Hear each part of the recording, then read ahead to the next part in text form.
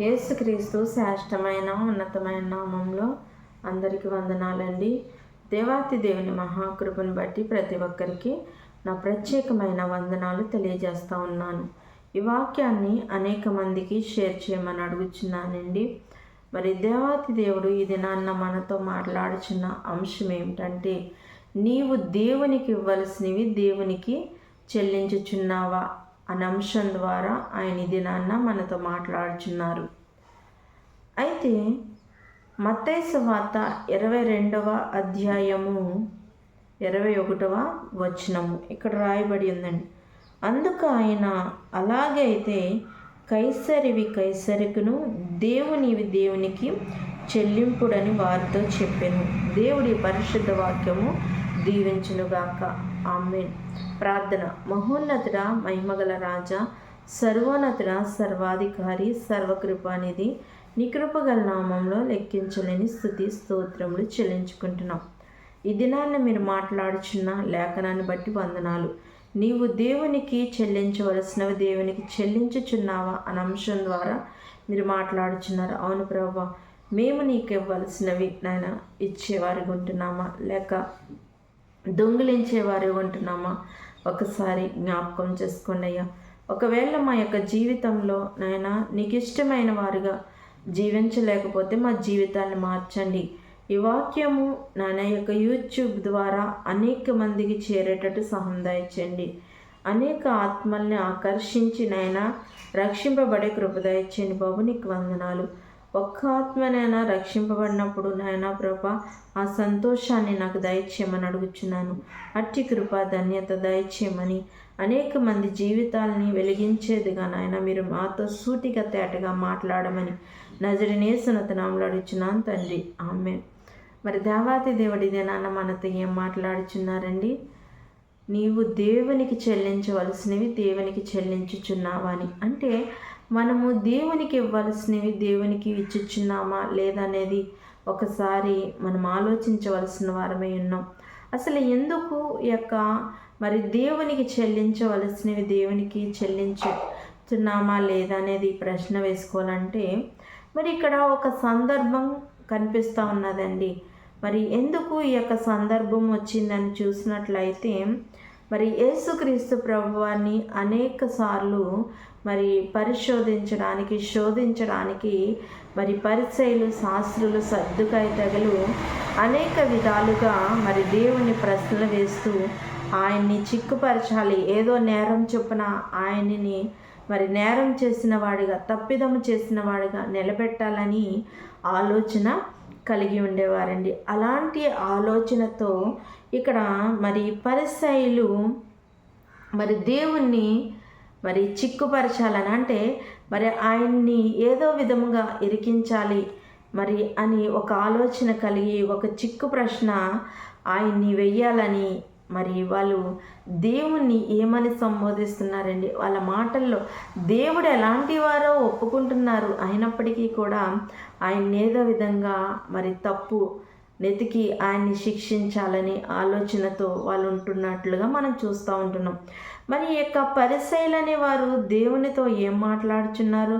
చిక్కు ప్రశ్న వెయ్యాలని ఏదో విధంగా ఆయన్ని అడగాలని అనుకున్నారు. కానీ ఆయన్ని ఎలాగ సంబోధిస్తున్నారో చూడండి. బోధకుడా, నీవు సత్యవంతుడివై ఉన్నావు, దేవుని మార్గము సత్యముగా బోధించుచున్నావు, నీవు ఎవరిని లక్ష్య పెట్టని వాడవనియు మొమాటం లేకుండా మాట్లాడేవాడవని మేము ఎరుగుదుమయ్యా అంటే అక్కడ పరిసయ్యులు అంటా ఉంటున్నారు, నువ్వు ఎలాంటి వాడు? సత్యవంతుడు, సత్య మార్గంలో నడుచుకునేవాడు, అంటే ఎటువంటి తప్పుదము చేయలేని వాడు కదా. నిన్ను ఒక ప్రశ్న వేస్తున్నాం, మాకు దానికి సమాధానం చెప్పు, మేము ఏం చేయాలో చెప్పని మరి ఆయన్ని అడుగుతున్నట్లుగా చూస్తూ ఉంటున్నాం. అవునండి, ఆయన సత్యవంతుడు, ఆయన న్యాయవంతుడు, ఆయన మంచి మార్గంలో నడిచే దేవుడు, మరి ఆయన విధేయత కలిగిన గొప్ప దేవుడండి. ఆయన విధేయత వల్లనే ఈ దినాన్న అనేక మంది మానవాళ్ళు మరి బ్రతికి ఉన్నారు. అంటే సమస్తమైన మానవాళ్ళు మరి బ్రతుకుతున్నారు, జీవించుచున్నారంటే కారణము మరి దేవుడే కదండి. అందరూ పాపం చేసి దేవుడు అనుగ్రహించు మహిమను పొందుకోలేకపోతున్నారని దేవుని వాక్యం చెప్తుంది.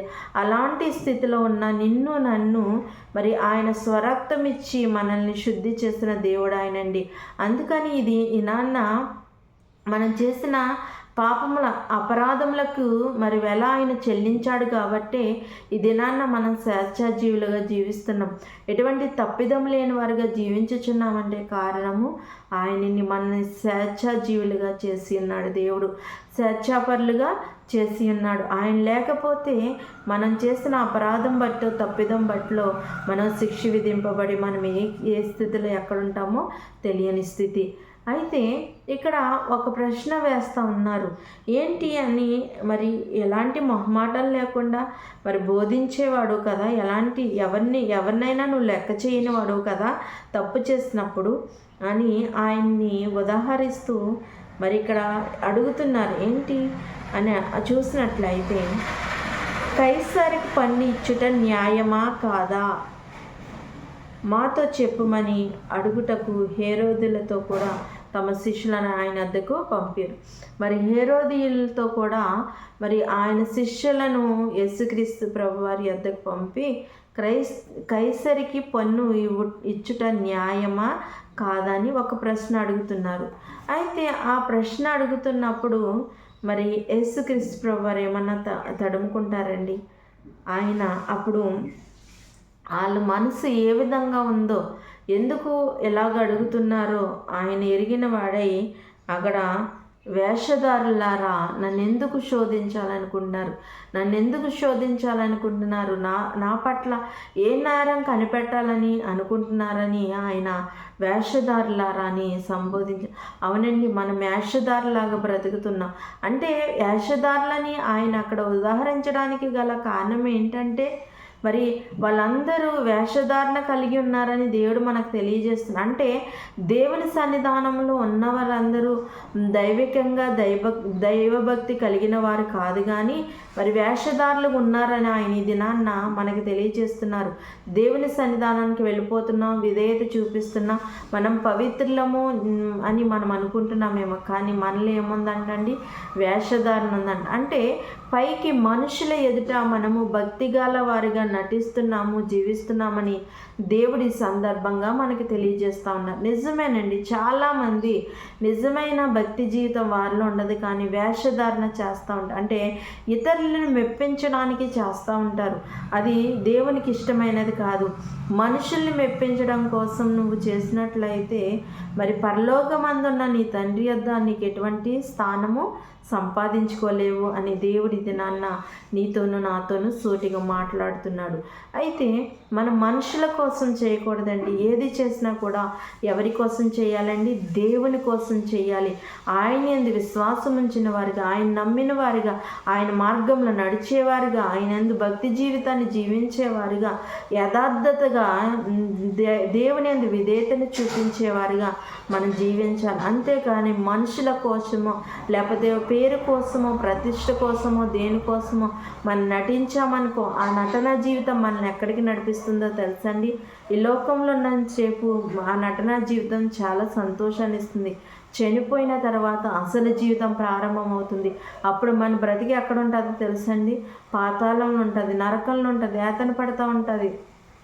దేవుడు నరిసిన కేకలేసిన బొబ్బలు పెట్టిన మనల్ని పట్టించుకునే నాదులు అక్కడ ఎవరు ఉండరండి.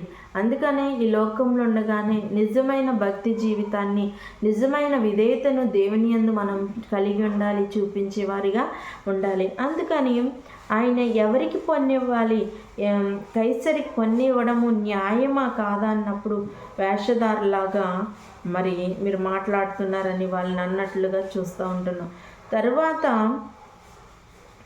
మరి దాని గురించి ఆయన అంటున్నాడు కదా, దాని ప్రైరాత రూపము ఏమని రాయబడి ఉంది, అసలు ఏమని ఉందా దాని మీద అన్నప్పుడు మరి ధనం మీద ఏమనుంది, ఆ ప్రైరాత ఏం రాసింది, దాని మీద ఏం రాసిందని మరి అన్నప్పుడు ఆ యొక్క ధనారమును ఆయన వద్దకు తెచ్చినప్పుడు మరి దాని మీద ఏమని రాస్తున్నావండి, ఈ పై రూపము రాతయు ఎవరి అని అడిగావా, వారి కైసరవని. అంటే దాని మీద కైసరవని రాయబడి ఉందంటండి. అయితే కైసరికి ఇవ్వండి, దేవునికి చెల్లించవలసినవి దేవునికి చెల్లించండి అని ఆయన ఈ దినాన్న మరి అక్కడ ఆ సందర్భంలో తెలియజేసినట్లుగా చూస్తాం. ఈ దినాన్ని కూడా ఆయన మనకు తెలియజేస్తున్నారు, నువ్వు దేవునికి ఇవ్వాల్సినవి దేవునికి ఇవ్వి అని ఆయన ఈ దినాన్న నీతో మాట్లాడుతున్నారు.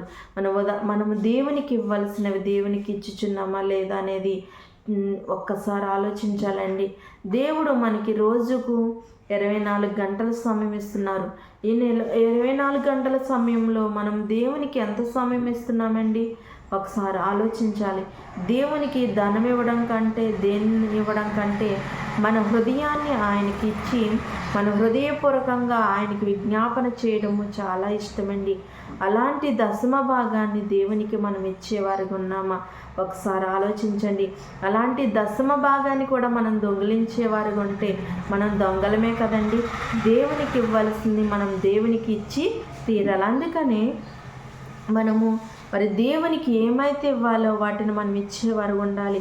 మరి యేసుక్రీస్తు ప్రభువారు మరి మనందరి కోసము ఆయన ప్రాణాన్ని వెలగా చెల్లించాడు కదండి. మనము దేవునికి ఏమిచ్చినా ఆయన యొక్క రుణాన్ని తీర్చలేం. ఆయన చేసిన ఉపకారం మేలుకి మనం ఏం చేయాలండి? మన హృదయాన్ని సమర్పించాలి. అలాంటి హృదయాన్ని నువ్వు దేవునికి ఇస్తున్నావా, లేకపోతే దేవునికి ఇవ్వకుండా ఈ లోకానికి ఇస్తూ మరి దేవునికి ఇవ్వాల్సిన దాన్ని నువ్వు దొంగిలించే దానికి ఉన్నావా, దొంగిలించేవాడిగా ఉన్నావా? ఒకసారి ఆయన నిన్ను ప్రశ్నిస్తూ ఉన్నాడు. మరి అలానే ప్రతి విషయంలో దేవునికి మనం ఇవ్వాల్సినవి ఇస్తున్నామండి. మనము రోజు కష్టపడుతూ ఉంటాం. కష్టపడినప్పుడు మరి మనం ఏదైనా పనికి వెళ్ళినప్పుడు రోజుకి ఎంత వస్తుంది, అందులో దేవునికి ఇవ్వాల్సిన దశం భాగం ఇస్తున్నామా లేదా? ఒకసారి ఆలోచించండి. మరి మనము నెల వచ్చినప్పటికీ మనం ఉదాహరణకి చూసుకున్నామండి, ఒక కరెంటు బిల్లు మనకి ఇస్తూ ఉంటారు. ఆ కరెంటు బిల్లు తీసినప్పుడు మరి నెలకి ఎంత వస్తూ ఉంటుంది. మరి కొంతమందికి 5,000 వచ్చే వాళ్ళు ఉంటారు, 200 వచ్చే వాళ్ళు ఉంటారు, 2,000 ఎంతైనా కరెంటు బిల్లు వచ్చినప్పుడు మరి దాన్ని మనం చెల్లించాలా, చెల్లించకుండా విడిచిపెడతామండి. ఒకవేళ దాన్ని చెల్లించలేదనుకో, ఆ చెల్లించకపోతే ఏం చేస్తారండి? ఆ యొక్క గడువు ఇస్తాడు కదండి, ఆ యొక్క కరెంటు బిల్లు కాగితం మీద ఫలానా రోజు లాస్ట్ డేట్ అని ఇస్తాడు. ఆ డేట్కి కనుక మనము కనుక కట్టకపోతే ఏం చేస్తారండి? పెనాల్టీ వేస్తారు. ఆ పెనాల్టీ వేసినా కూడా కట్టకపోతే కొన్ని రోజులు చూసి మనకి ఆ వెలుగు రాకుండా కరెంటుని మరి తీసేస్తారు కదండి. మరి అలాగా మరి ఎప్పుడైతే ఆ యొక్క వెల చెల్లించాలో, ఏ డేట్కి చెల్లించాలో ఆ డేట్కి మనం ఏం చేస్తామండి? చెల్లించేస్తాం. ఎందుకు? మనకి వెలుగు కావాలి. అంటే మరి ఆ వెలుగు మనకి కావాలి కాబట్టి మనం ఏం చేస్తాము? మరి ఇవ్వాల్సినవి ఇచ్చేస్తూ ఉంటాము. మరి దేవునికి ఎందుకు ఇవ్వండి? దేవుని విషయంలో ఎందుకు నిర్లక్ష్యం చేస్తాం? మనకి ఒక ఉదాహరణకి చూసుకున్నాం. మరి రోజుకి మనం 100 రూపాయలు సంపాదించామనుకోండి, 100 రూపాయల్లో దశం భాగంగా మనము దేవునికి ఎంత తీయాలండి? దేవునికి తీయాలి కదండి. అలాగూ ఎప్పుడైతే తీస్తామో అప్పుడే మనము దేవుని యొద్ద నుంచి దొంగిలేయకుండా మనం ఆయనకి ఇవ్వాల్సినవి ఇచ్చేవారుగా ఉంటామని ఇది ఆయన మనకి తెలియజేస్తూ ఉన్నారు. ఒక కరెంటు బిల్లు విషయమే కాదండి, ఇంటి పన్ను సంవత్సరం కిందనే వేస్తారు. దాన్ని చెల్లిస్తామా? చెల్లించమండి, చెల్లించుకుంటాం. మరి మనము ప్రతిదానికి మరి వెల చెల్లించి మనం ప్రతిదాన్ని తీసుకుంటూ ఉంటాము. మరి దేవునికి ఇవ్వవలసినవి ఎందుకు దొంగతనం చేస్తాం? మనకి అవసరమైన వాటి కోసం అప్పు చేసి అయినా కూడా మనం ఏం చేస్తాము? వాటిని చెల్లించేస్తాం, తర్వాత వాటిని జాయిగా తీర్చుకుందామని. మరి దేవుని విషయంలో ఎందుకండి అంత నిర్లక్ష్యం? దేవునికి ఎప్పుడైనా నువ్వు ఇచ్చి మరి నేను ఇచ్చాను కదా అని ఆయన్ని ఎప్పుడైనా అడిగే రీతిగా ఉన్నామా? దేవుడు మనకు అన్నీ ఇచ్చేయాలి కానీ మనం దేవునికి ఏమీ ఇవ్వము. దేవుడు మనల్ని అడిగినప్పుడు ఇవ్వకపోతే, దేవుడు నాకు అది ఇవ్వలేదండి, ఇది ఇవ్వలేదండి, నేను ప్రార్థన చేశానండి, అలాంటి జీవితాన్ని మనం కలిగి ఉన్నాం. ఒకసారి ఆలోచించండి. అంటే దేవుడు మనకి ఇచ్చేయాలి కానీ దేవునికి ఇవ్వాల్సినవి మనము ఇవ్వము. మరి దేవునికి ఇవ్వాల్సింది కరెక్ట్గా మనం ఇచ్చినప్పుడు దేవుడు మనకి ఏమేమి ఇవ్వాలో దేవుడు అవి ఇస్తాడండి, తప్పకుండా ఇస్తాడు. నువ్వు ఇచ్చినా ఇవ్వకపోయినా ఇస్తాడు. కానీ దేవుణ్ణి ప్రశ్నించే అంత అర్హత నీకుందా? ఒకసారి ఆలోచించుకున్నావు. దేవుని యందు మరి దేవునికి నీ హృదయం కావాలి, నీ హృదయాన్ని ఇచ్చావా? దేవునికి మరి నీ ఇవ్వాల్సిన దశంభాగం ఇస్తున్నావా? మరి దేవునికి ఇవ్వాల్సినవి దేవునికి పోక మరి దేవుడు నాకు ఇవ్వలేదంటే దేవుడు నీకు ఎలాగిస్తాడండి? దేవుడు మనకి రోజుకి 24 గంటల సమయం ఇచ్చారు. అందులో ఒక 2 గంటలైనా 3 గంటలైనా దేవునికి ఇస్తున్నామా? దాన్ని కూడా మనం దొంగతనం చేసి లోకంలో వేటినో చూస్తూ వేటినో ద్వారా ఆనందపడడానికి ఉపయోగిస్తున్నామే. అలాంటి దేవునికి ఇవ్వాల్సిన ప్రతి దాన్ని దొంగతనం చేసి దొంగిలించి మరి దేవుడు నాకు అదేవట్లేదు ఇదేవట్లేదని ఆయన్ని అడగడానికి మనకి ఎక్కడ అర్హత ఉందండి? ఎవరికైనా అర్హత ఉందా? ఒకసారి ఎప్పుడైనా ఆలోచించారా?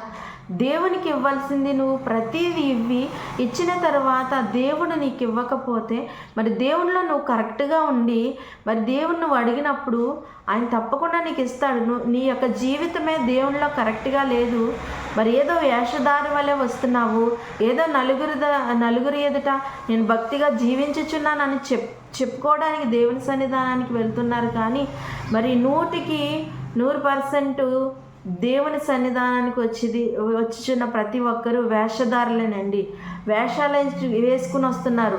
మరి నలుగురికి గొప్పగా కనపరుచుకోవడానికి మరి గొప్పగా చాటుకోవడానికి మేము భక్తి కలిగి ఉన్నాం, మేము ఇలాగా దేవుణ్ణి ఆరాధిస్తున్నామని చెప్పుకోవడానికి మనం వెళ్తున్నాం. కానీ నిజమైన భక్తి జీవితంలో 100% ఎవరిలోనూ లేదండి. ఎందుకంటే దేవుడు ఎంత వేదన చెందుతున్నాడండి, ఎంత మరి వినయ విధేయత కలిగిన దేవుడు ఆయన. మరి ఆయన ప్రశ్నిస్తూ ఉన్నారు ఈ దినాన్న, మరి కైసరికి పొన్ని ఇచ్చుట న్యాయమా కాదని అడుగుతున్నారు. అంటే ఆయన ఏం చెప్తాడో దాని ద్వారా ఆయనలో ఏదైనా తప్పు వెతకాలని. అంటే దేవుడు మన తప్పులు ఎంచుతాడు, కానీ మనం ఏం చేస్తున్నాం ఈ దినాల్లో? దేవుని తప్పును వెతుకుచున్నా. అంటే దేవుడు ఏదన్నా చేయకపోతే ఆయన దేవుడు కాదు అనే నిర్లక్ష్య భావంలోనికి మనం వెళ్ళిపోతున్నాం. దేవునిలో నువ్వు కరెక్ట్గా జీవిస్తున్నావా లేదని నీవు ఒక్కసారి పరిశీలన చేసుకుని అప్పుడు దేవుడు నాకు అది చేయలేదు ఇది చేయలేదని దేవుని మీద నేరం వేయడానికి మనకు అర్హత ఉంటుందండి. నిజానికి అర్హత లేకుండా బ్రతికే మనము దేవుని అంటాకి ఎంతవరకు సరిపోతామండి? కుటుంబంలో ఏదన్నా చిన్న శోధన వచ్చినా లేకపోతే ఏదైనా కష్టం వచ్చినా దేవుడు నాకు ఇది చేసేసాడు, ఎంత కష్టం పెట్టేశాడు, దేవుడు నాకు అలా చేయలేదు ఇలా చేయలేదు అని దేవుడిని నిందిస్తున్నావే. మరి దేవుని తగిన జీవితం అప్పటి వరకు నువ్వు జీవించావా? నిన్ను ఎప్పుడైనా ప్రశ్నించుకున్నావా? ఇది నాన్న ఆయన మనం ప్రశ్నిస్తూ ఉన్నారండి. ఆయన ఎంత వేదన చెందుతున్నారు, ఎంత బాధ చెందుతున్నారు. మనకి కష్టం వచ్చినప్పుడు మనం దేవుని మీద ఆధారపడి నాకు చెయ్యి దేవుడాన్ని ప్రార్థన చేస్తాము. అది జరిగిన తర్వాత ఆయన విడిచిపెట్టి పక్కకే వెళ్ళిపోతాం. లేకపోతే ఏదన్నా కష్టం వచ్చినప్పుడు దేవుడు నాకు ఈ కష్టం పెట్టాడు, నేను దేవుని సన్నిధానానికి రానని ఆయన మీద మనం కోపం మెచ్చుకునేవారుగా ఉంటే మరి దేవుడు ఎంత వేదన చెందుతాడండి. మరి కొన్ని సందర్భాల్లో దేవుడు కీడు జరిగిందనుకో, దాని వెనకాల ఏవో ఊహించని గొప్ప మేలు జరుగుతాయండి. మనకి మేలు కొరికే ఆయన కీడు కూడా చేస్తాడని మనం ఆలోచించవలసిన వారమైన. ఒకటి మన జీవితాల్లో నుంచి వెళ్ళిపోయిందంటే రాబోయే దినాల్లో దానివల్ల ఇంకా విపత్తికరమైన పరిస్థితులు కలుగుతాయేమో, అందుకనే దాన్ని మన యొద్ద నుంచి తొలగించాడేమో అని మనం ఆలోచన కలిగి ఉండాలి. అంతేకాని మనము ఇష్టానుసారంగా బ్రతికేస్తూ నాకు నచ్చినట్లుగా నేను బ్రతికేస్తాను, నాకు నచ్చినట్లుగా నేను జీవించేస్తాను, నాకు దేవుడు అది చేయలేదు ఇది చేయలేదు అని మనం అంటే మరి దేవుడు ఎంతవరకు సహిస్తాడండి? ఒకసారి ఆలోచించాలి. కాబట్టి మనము మొదటిగా దేవునికి చెల్లించవలసింది దేవునికి చెల్లించుచున్నామా? ఒకసారి ఆలోచించండి. ముఖ్యంగా నువ్విచ్చే ధనము కాదు, నువ్విచ్చే బంగారము కాదు, నువ్విచ్చే విలువైన వస్తువులు కాదు, కానీ నీ హృదయము ఆయనకి ఇవ్వాలండి. మరి దేవునికి ఇవ్వాల్సిన దశంభాగం అంటే ప్రార్థన జీవితము ఆయనకి ఇచ్చేవారిగా ఉండాలి. అలాంటి జీవితాన్ని జీవిస్తూ మరి దేవా నేను నీ యందు కరెక్ట్గా జీవిస్తున్నానయ్యా, నీకు ఇవ్వాల్సిన దశంభాగాన్ని నీకు ఇస్తున్నాను, నీకు ఇవ్వాల్సిన మరి నీకు చెల్లించవలసిన ప్రతిదీ నేను నీకు చెల్లిస్తున్నానయ్యా. ఈ సన్నిధానంలో ఎంత సమయం గడుపుతున్నాను, నీకు ఇవ్వాల్సింది నేను ఇస్తున్నానయ్యా అని దేవుని మనం అడిగినప్పుడు దేవుడు ఏదైనా మన జీవితంలో గొప్ప కార్యములు చేస్తాడండి. కాబట్టి మనము దేవునికి ఇవ్వాల్సింది దేవునికి ఇచ్చిన తర్వాత మనము దేవుని అడిగేవారు ఉండాలి. మరి ఆ యొక్క విషయమే కాకుండా మనం ఏదన్నా కార్యం చేసినప్పుడు మరి కొన్ని మొక్కుబడులు చేసుకోండి, అవి కూడా మరి వెంటనే మనం చేసుకునే వారికి ఉండాలి, తీర్చుకునే వారికి ఉండాలి. ఆయన చేసిన ప్రతి ఉపకారంకి మేలుకు ఆయన కృతజ్ఞతాస్తుతులు చెల్లించే వారికి ఉండాలండి. దేవునికి ఇవ్వాల్సినవి దేవునికి ఇవ్వాలి, అలానే దేవునికి ఇచ్చేవి మంచివి ఇవ్వాలి, పవిత్రమైనవి ఇవ్వాలండి. పనికి రానివి దేవునికి ఇచ్చేవారు ఉండకూడదు. చాలామంది మరి చాలా సందర్భాల్లో ఈ వాక్యాన్ని నేను చెప్పాను, చాలా సందర్భాల్లో కూడా జ్ఞాపకం చేస్తూ ఉన్నాం. ఎందుకంటే దేవునికి మంచి ఇవ్వాలండి, కానీ పనికిరాని ఇవి దేవునికి ఇస్తే మరి దేవుడు ఎంత వేదన చెందుతాడో ఒకసారి ఆలోచించండి. చిరిగిపోయిన కాగితము మరి షాప్కి వేస్తే ఆ షాపుకి తీసుకువెళ్తే ఆ వ్యక్తికి పని చేయదు, ఇది తీసుకోము అని వాళ్ళు చెప్పేస్తూ ఉంటారు. అలాంటి పనికిరానివి దేవునికి వేస్తే ఎంత అవమానం అండి దేవుని నామంకి. ఎప్పుడైనా ఆలోచించారా? చాలా సందర్భంలో మరి దైవ సేవకులు కూడా చెప్తూ ఉన్నారు. అయినప్పటికీ మనం వినకుండా చిరిగిపోయి పనికిరానివి దేవునికి ఇచ్చేవారిగా ఉన్నాం. ఈ దినాన్న మరి ఎవరు నేను వేశాను, నన్ను ఎవరు చూడలేదు కదా అని నేను అనుకోవచ్చు. నేను వేసింది ఎవరు చూస్తారండి?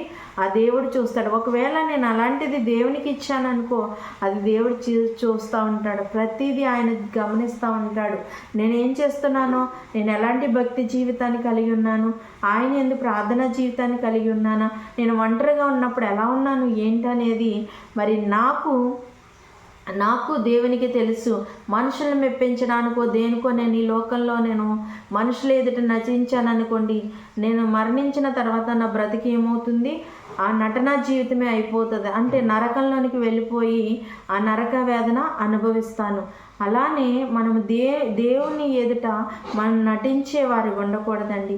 మనం ఏం చేస్తున్నది అనేది ప్రతిదీ దేవుడు చూస్తాడు. దేవునికి లెక్క అప్పచెప్పాలి. కాబట్టి నువ్వు దేవునికి ఇచ్చేటప్పుడు మరి ఎలాంటివి ఇస్తున్నావు, దేవునికి ఇవ్వవలసిన దశంభాగం ఇస్తున్నావా లేదా, దేవునికి మంచివి ఇస్తున్నావా లేదా అనేది ఒకసారి నీవు పరిశీలన చేసుకుంటే మరి నీకు సమాధానం దొరుకుతుంది. అంతేకాని మనము దేవుని యందు కరెక్ట్గా జీవించకుండా దేవుడు నాకు అది చేయట్లేదు ఇది చేయట్లేదు అని అర్హత మనకు లేదండి. ఆ అర్హత మనం పొందుకోవాలంటే, దేవుని మనం నిలదీయాలంటే, దేవుని మనం గట్టిగా అడగాలంటే మనము దేవుని యందు ఎలా జీవిస్తున్నామో అది ముఖ్యం. అలాంటి జీవితాన్ని నువ్వు జీవించి దేవుని తర్వాత నువ్వు ప్రశ్నించినట్లయితే దేవుడు నీకు సమాధానం చెప్తాడు. అలానే దేవునికి ఇష్టం లేకుండా ఇష్టం లేని బ్రతుకు నీవు బ్రతుకుతూ దేవుణ్ణి నువ్వు నిందించావనుకో, నీకు సమాధానం చెప్పవలసిన అవసరత కూడా దేవునికి లేదు. కాబట్టి మనము దేవుని యందు మరి భక్తి జీవితాన్ని జీవించి దేవుని యందు మరి న్యాయముగా జీవిస్తూ దేవునికి ఇవ్వాల్సింది మనం ప్రతిదీ దేవునికి ఇచ్చేవారు ఉండడానికి పరిశుద్ధాత్మ యొక్క వాక్యము ప్రతి ఒక్కరి జీవితాల్లో ఫలింపచేయునుగాక. ఆమేన్. అందరికీ వందనాలండి. ప్రార్థన. మహోన్నతుడా, మహిమగల రాజా, సర్వోన్నతుడా, సర్వాధికారి నీకు వందనాలు. ఈ దినాన్ని మీరు మాట్లాడిన ప్రతి లేఖనాన్ని బట్టి వందనాలు ప్రభువా. నాయనా, మీకు ఇవ్వాల్సినవి మేము దొంగిలించేవారు ఉంటున్నామేమో నాయన. మా జీవితంలో నీకు ఇవ్వాల్సిన దశంభాగాన్ని, నీకు ఇవ్వాల్సిన నాయన ప్రతి ఈవిని తండ్రి మేము దొంగిలిస్తున్నామేమో. అలాంటి దొంగతన జీవితాన్ని కలిగి ఉంటే నీకు ఇవ్వాల్సినవి నీకు ఇవ్వకుండా నాయన మేము బ్రతుకుతుంటే మా బ్రతుకులు మార్చండి, మా జీవితాన్ని మార్చి నాయన నీకు శ్రేష్టమైనవి ఇచ్చేవారు ఉండడానికి కృప చూపించమని నజరేయుని యేసు నామములో అడుగుచున్నాను తండ్రి. ఆమేన్. అందరికీ వందనాలు.